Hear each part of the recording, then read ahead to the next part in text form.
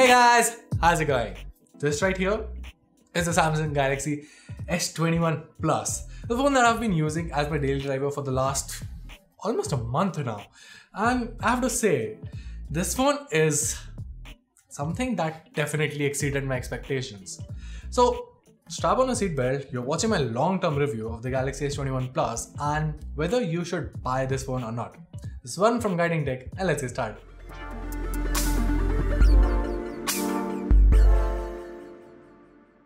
Alright, so let's kick things off with the design segment, and right off the bat I have to say that this camera layout here is something that makes the S21 series completely unique. Like, I'll be honest, when the series was first launched, I was like, okay, that's just taking the camera bump to one next level. I mean, it just looks so big. And I think that was basically because I saw the Galaxy S21 Ultra at first.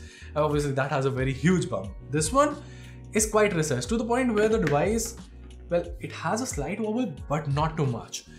And I'll be very honest, this thing really separates the S21 Ultra from other phones out there. This thing looks very unique, feels very lightweight despite being a very big size factor, and yeah, even the colors are great. Obviously my favorite color has to be the violet color, and it's just unfortunate that I got the S21 in the violet color and not the S21 Plus, because it's the Plus that I've been using. And yeah, it would have been really great if Samsung sent us the violet color for the Plus as well, because that violet color is like so good. But yeah, you get the point. It's a unique finish, and it just really adds on to the flair of an overall premium device. This is a very premium design, and yes, I know everyone out there is talking about, you know, how these punch hole camera displays are becoming the trend right now, but one thing that still hasn't become the trend and only Samsung is doing it is the size of that chin. I know it's a very underrated feature to talk about at this point of time, but trust me, that chin, the size of that chin is so small. It almost makes it look like this device has one uniform border all around it and then just one small punch hole at the top for the camera, and that's it. That is a very premium finish and something that no other brand is able to offer. So yeah, all in all, the S21 Plus has a super premium design and something that I absolutely adore. But I mean, that is something you always expect out of Samsung, right? I mean, they're known for making premium smartphones with premium designs. At least the Galaxy S series and the Note series, they've always come with great, unique and premium designs. So that wasn't surprising. What really took me by surprise was the Exynos 2100 chipset in here. Like, okay, I'll just put this out right in front of the table. I was absolutely stunned by the performance of this chipset. Now, I'm not going to get into the debate of whether it's better than the Snapdragon 888 or not. I haven't tried a Snapdragon 888 device yet. And well, there are other YouTubers who have done a comparison. You can check out their work. This time, I'll just be talking about how good this chipset in itself has been for me. See, I was coming to the S21 Plus from a OnePlus 8 Pro that uses the Snapdragon 865 chipset. That's a premium flagship Snapdragon chipset. And obviously you would expect the Exynos to be a bit better than the last year's Snapdragon flagship. And well, true to that expectation, the 5nm 2100 Exynos chipset on this has been absolutely great. But okay, you guys obviously would have known that already. One thing that really surprised me was the fact that there was no overheating on this. Like, to the point that I was absolutely stunned. I've used Samsung devices, I've used Samsung flagships in the past, and I've loved them for everything apart from that chipset, where I was like, yeah, Exynos is great. I'm not saying Exynos is bad or anything, but this thing overheats quite a lot. This thing does not. The Exynos 2100 does not overheat at all in my day-to-day performance, even while gaming. Obviously, I am not a hardcore gamer, so I won't get into the depth of, you know, if the device heats up for extended 2-3 hours of gameplay or not. I'm not talking about that because I do not game that much on my phone. I'm a PC gamer. But for normal usage, like, okay, normal heavy usage, when you're multitasking or you're using a lot of tasks, or I still do some photo editing on this phone, like using Lightroom and Snapseed, everything works absolutely great on this phone, and that is a big testament to the fact of how far Samsung has come in terms of its chipsets. Now, speaking about flagship, one thing that a lot of you guys pointed out was the fact that this thing, even despite coming with a flagship price tag, does not have a Quad HD display. Last year, the Samsung Galaxy S20 had a Quad HD panel, but you had to choose between 120Hz or 60Hz. Yeah. This thing has 120Hz only on Full HD. You cannot do Quad HD anyway. There's just Full HD on this. Yeah, I mean, I won't say that it's not noticeable, considering I am, like I said, coming from the OnePlus 8 Pro, which has a Quad HD panel with 120Hz. So it's not something that you can't notice. But once you start using the device, you get to understand why we say that Samsung has the best displays out there. Because that pixel density in here is great. Everything looks so crisp, so contrasty, so rich, the colors are so good, to the point where you start to forget that, yeah, it's a Full HD panel, not a Quad HD panel. And I mean, to be very frank with you guys, there's a reason why Quad HD panels are still a novelty.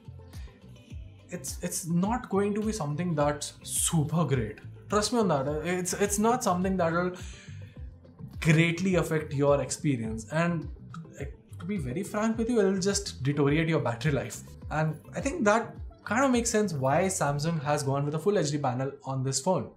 Of course, a review about a flagship device cannot be completed without talking about its camera, and I have to say Samsung has hit a gold spot when it comes to the camera on the S21 Plus, to the point where I definitely like the camera performance here. See, Samsung is known for oversaturating its colors, is known for softening the face structures, is known for producing great images with great HDR, but kinda lacking behind its competition. Well, not anymore. Seriously, not anymore. Because this right here is the iPhone 12 Pro Max, which I'm using as my secondary device. Yeah, rich feels. I know. But what I'm trying to say is that on most occasions, I was actually preferring the shots of the S21 Plus as opposed to what the iPhone was clicking. Yes, I am a fan of Google Camera and the way Google Camera does its post-processing, adding a lot of structure to everything. But then there was something about the S21's camera that was able to make me realize that, okay, yeah, I kind of like this thing more. Because the thing with pixel processing is that sometimes the images are way too sharp. This thing gets images clean, crisp, and not super sharp or anything, or not super structured, or not super modified or anything. I mean, it still saturates images. There's no denying that. You can see some shots that I clicked, and yeah, it does saturate the images to the point where you know it's not exactly like your eyes would see it, but it's also a bit controlled, and it's not literally going over the board like a lot of budget devices do. Speaking about the camera, one of the best features that I like about the S21 Plus is the director's view. I mean, it allows you to view the footage from the normal camera, the ultra-wide camera, and the telephoto lens all at the same time, while also getting a picture-in-picture mode of the front camera. So yeah, speaking about videos, the S21 Plus also comes with support for 8K videos, which, okay, I know a lot of you guys are, who needs 8K right now? We're not able to shoot it, we're not going to be able to edit it and all that. I get that. I understand that. I'm not denying all of that. But then again, even 5G isn't here, right? The reason why you guys are buying 5G phones right now is because you want your device to be future-proof. So if you have a device that can shoot in 8K, that also makes it future-proof. So yeah, that is always and always going to be an added benefit. So, oh yeah, battery. I forgot about the battery life.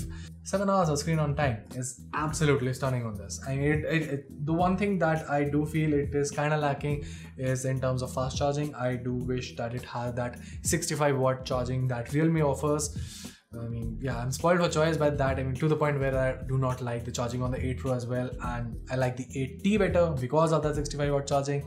So yeah, I genuinely wish that Samsung came up with a faster charging mode. That said, the best part here in terms of charging is that this thing still supports USB PD. Most of my time of charging the device is in my car. So while I'm driving, I do not want to spend my money on different car chargers that use proprietary technologies. I just have one car charger that uses USB PD and it fast charges the Galaxy S21 Plus. That's a very, very underrated feature. Actually, you know what? I'm just going to try and take it from there and try and sum up the long-term review of the Galaxy S21 Plus.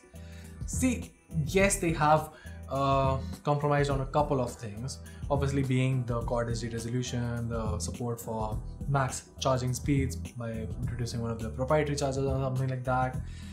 And yeah, there have been some compromises here and there, but once you start using everything, it's more of a thing that it's not compromises, it's more practical. If you're interested in the Samsung Galaxy S21 series, the S21 Plus is the device that I would suggest you guys to go for. The S21 is obviously something to be considered for budget-oriented users. I mean, not budget, but someone who wants the flagship Samsung experience on a budget. The S21 is for that. But if you can spend a bit more, get the S21 Plus. You won't regret it. And you don't really need the S21 Ultra. So yeah, that was my long-term review of the Galaxy S21 Plus. Let me know if you liked this video or not, and if you did, make sure to give us a thumbs up and subscribe to our channel for more awesome tech content. Till then, this is Varun from Guiding Tech, and I'll see you in the next one.